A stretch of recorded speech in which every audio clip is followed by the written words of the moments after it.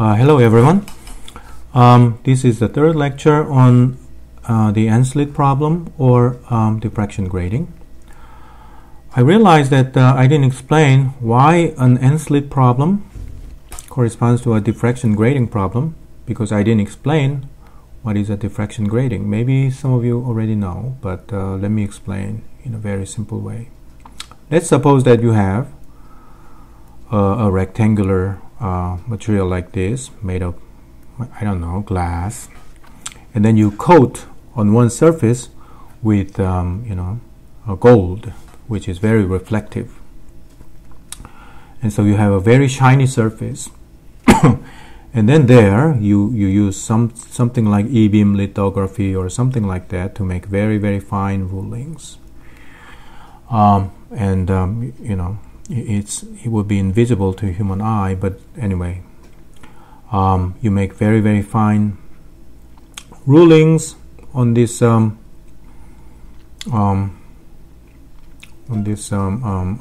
reflective surface, just as slits are made on a slit plate. So, but the difference here is that here we made rulings, so grooves. What happens then is that when you send some light to this a reflective surface with grooves on it, the light will be reflected back. But if the light hits any surface where there is no groove, then it will be just reflected backwards, because that's a low reflection. When the light hits on the groove, the groove will act as a source of a spherical wave. Actually, in this case, I've drawn the slit as a long, the groove as a long line. So what that will produce is basically a circular wave or cylindrical wave. But mathematically, it will be something very similar to what we described so far. So then you can see that each groove here on the grating acts as a source of circular wave or cylindrical wave. And so we have a mathematically very similar problem to an N-slit problem. So that's why an N-slit problem and a diffraction grating problem, they're equivalent. Of course, if these slits are just dots, then we will have spherical waves from those dots. That will be exactly equivalent to what we described so far. But both the both the grating groove or the slit, they tend to be in reality a long a linear thing, right? So in fact, the waves that are generated by each slit or each groove will be more like a cylindrical wave than a spherical wave. But the mathematics that we used in previous lectures still apply, because we were considering only a two-dimensional plane, which is at the center of the slit mechanism. So let's see what happens. Why this thing is called a diffraction grating? Okay, so suppose that the light that you shined on this set of grooves is an unmonochromatized white light, and it's got red, and it's got blue, it's got orange, it's got yellow and green and all that stuff. But when light hits these grooves, different lights, different color lights will diffract differently. So for example, red, let's say the red has m equals 1 first order light coming at about that angle, and second order light coming up at about that angle. Okay, and then there will be m equals -1, m equals -2 there. There will be m equals 0 there, but m equals 0 is actually swamped by white light that's specularly reflected. So 0th order in terms of the diffraction grating is really useless. So anyway, now suppose that you look at only the blue component of this white light. So the blue component has a shorter wavelength, so that means it will diffract with a smaller angle. So then m equals 1, maybe something like this for that. And then m equals 2 will appear here. And the separation between the two second order lights for red and blue here is roughly twice greater than this separation at the first order. And so that's what's going to happen. So now here is the real use of a diffraction grating. Suppose you are doing some scientific experiment and you really need a red light. You don't need any other color light. So how do you make that? If you use a diffraction grating, you can do that with a very high efficiency. So what you do is you block all the beams except say you go to the first order, you like the first order light, say, because first order light is more intense than second order light in general. And so you go to the first order light. What you do is you block all the beams except leaving a small opening here. So that small opening is in the monochromator terminology called an N-slit. So if you just let the light pass through that small opening, which is an N-slit, then you will get a highly monochromatized red light. So that's how you can obtain in a scientific monochromator a very pure monochromatized beam. So that's the principle of a diffraction grating. Let me add that in a general diffraction grating, the incoming beam is not necessarily normal to the grating surface. If that's the case, then actually it's easy to figure out what the diffraction condition, the principal maximum condition should be. I will leave it to for you to think about it. If the incident beam is at an angle, then you can easily see that the phase shift not only occurs in the reflected part of the beam, but also the phase shifts already exist in the initial part. So you need to add those two phase shifts, and the total phase shift should be 2 pi times integer for the principal maximum to occur.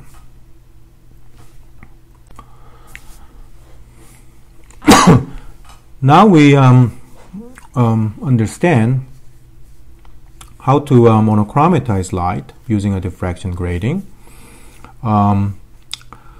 We are ready to discuss a thing called a Rayleigh criterion or Rayleigh condition.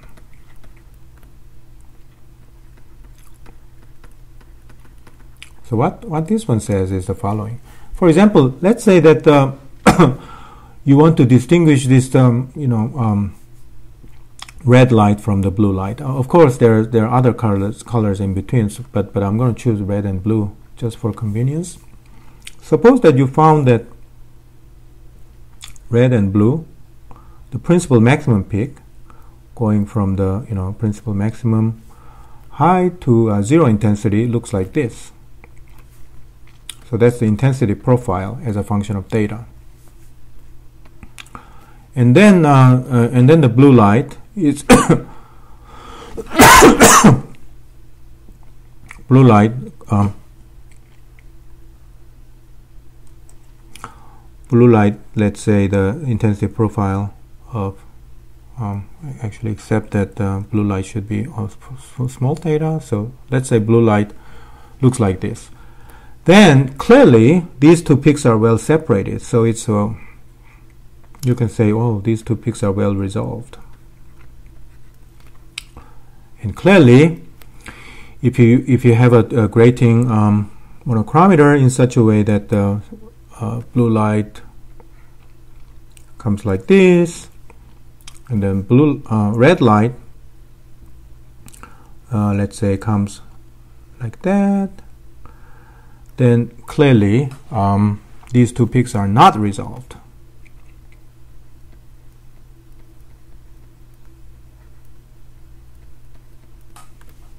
Right? If the two peaks are almost overlapping on each other, then you cannot possibly put an N-slit on the blue or on the red and expect to get a pure red beam, because there's a significant amount of blue there, right? So the question is, when do we consider these two peaks as resolved? So that's the Rayleigh criterion, and the criterion says if there's one peak and if there's another peak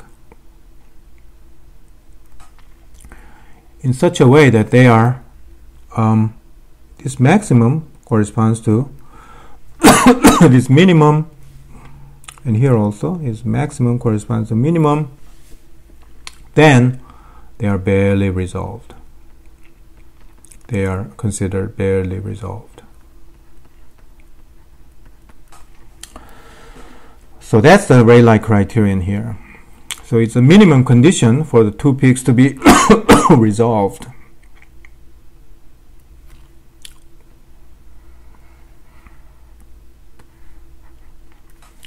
So this is a common condition that people apply as a rule of thumb. When two peaks have similar intensities, and if the two peaks are very different intensities, this criterion actually doesn't work so well. But assuming that you have two peaks which have similar intensities, then this criterion makes a lot of sense. So that's the famous Rayleigh criterion that acts as a good guide to to determining whether certain peaks are resolved or not, certain two peaks are resolved or not.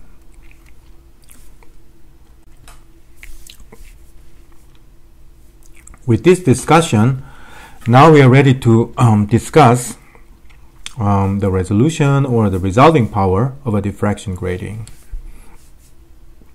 So let's go back to this example where there's a red light and there's blue light that we want to resolve these two, and the wavelengths are different, right? So let's say that you know, for red you write down the diffraction principal maximum condition. So that will be d sine theta equals m lambda. Where does it come from? Well, it comes from delta equals 2m pi, and delta equals kd sine theta. So if you if you use k equals 2 pi over lambda, this condition becomes that. But let's say this condition is written for lambda corresponding to red light, so that I'm using red here. Now, when you go to blue, hold on a second. Yeah, I mean, okay, so let me backtrace. No, it's okay. It's okay. Okay, so when you go to blue, lambda changes, right? Lambda changes. And so when lambda changes, this delta lambda, lambda changes to, let's say, lambda plus delta lambda.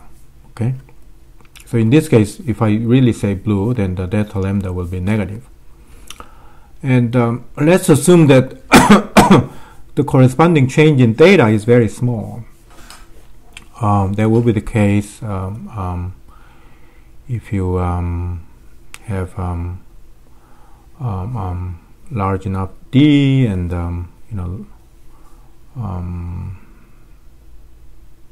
and so let's say that the condition on the diffraction grating is such that delta theta going from red light to blue light is very small. So then we can treat that delta theta as a very small number, and what you can do is you can just differentiate this. So you can do d cosine theta, and delta theta for going from red to blue, and then it becomes m delta lambda going from red to blue. So these are negative numbers in this example, but it doesn't matter. We can deal with negative numbers and positive numbers. Now let's apply the Rayleigh criterion. Okay, so because we started from red as a sort of reference, so the Rayleigh criterion that we will apply is that this minimum for the red corresponds to the maximum of blue. Okay, so in order to figure out the Rayleigh condition, we need to find the position of minimum adjacent to this principal maximum. But we know what it is. The minimum is d sine theta equals m, in this case minus, remember, there's 1 over n times some integer n, when n goes from 1 from n minus 1, or it can go to negative direction too. Minus 1 is the minimum on the left side. So then what you will do is that this is the minimum for the red, and so what you want to do is actually you want to figure out this delta theta for the red. So this is delta theta that you want to figure out, right? So that delta theta is the difference between this theta and that theta, because this is the minimum theta here, right? And then this is the maximum theta here. So this theta corresponds to maximum, this minimum intensity, zero intensity. And so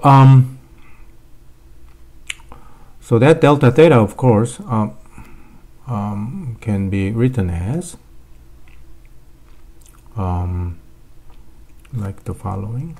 It can be seen that when this sine theta function goes from the maximum position to the minimum condition, it changes by that much. So that must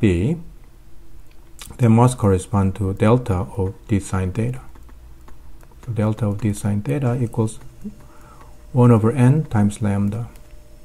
And so this is basically the sine theta delta theta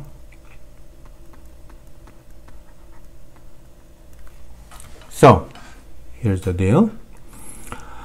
So this corresponds to this delta theta gives you the maximum value of the blue line here, and this delta theta describes the minimum, the difference between the minimum intensity of the red line to the maximum, principal maximum intensity of the red line. And for the Rayleigh criterion to be applied, we set these two delta theta values the same, because Rayleigh criterion means that this maximum coincides with that minimum. So this blue delta theta here, this is blue delta theta. Blue delta theta is equal to the red delta theta. So these two are the same. So we equate these two, and what you get, m delta lambda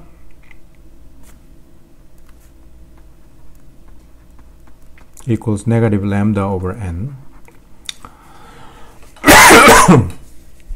And so what you get is delta lambda equals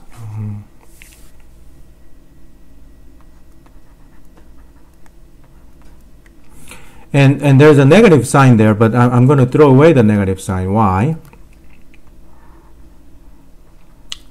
Because I want to make this delta lambda positive. So this started out as a negative number in this example, but when we talk about resolution, we talk about positive number, and this m, if it's negative, then I will also put absolute sign there, so that every quantity here is positive.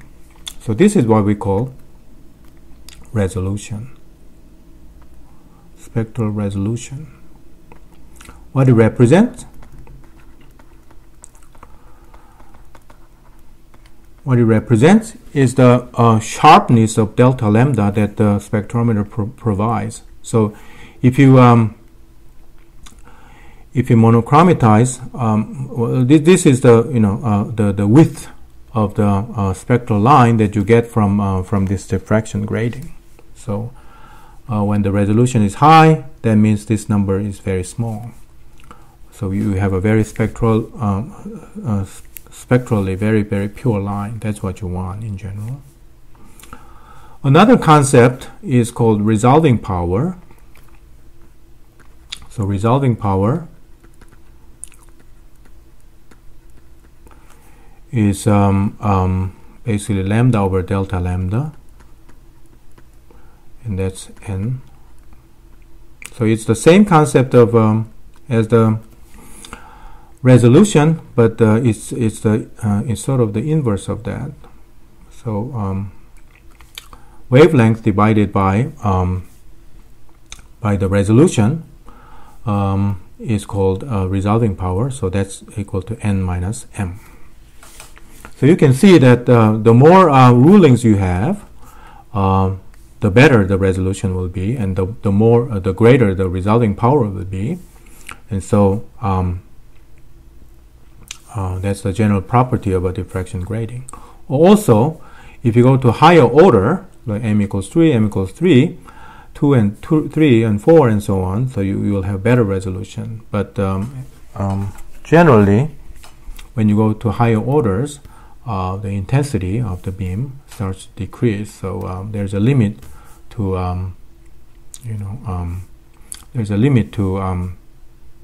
how high order you can go to.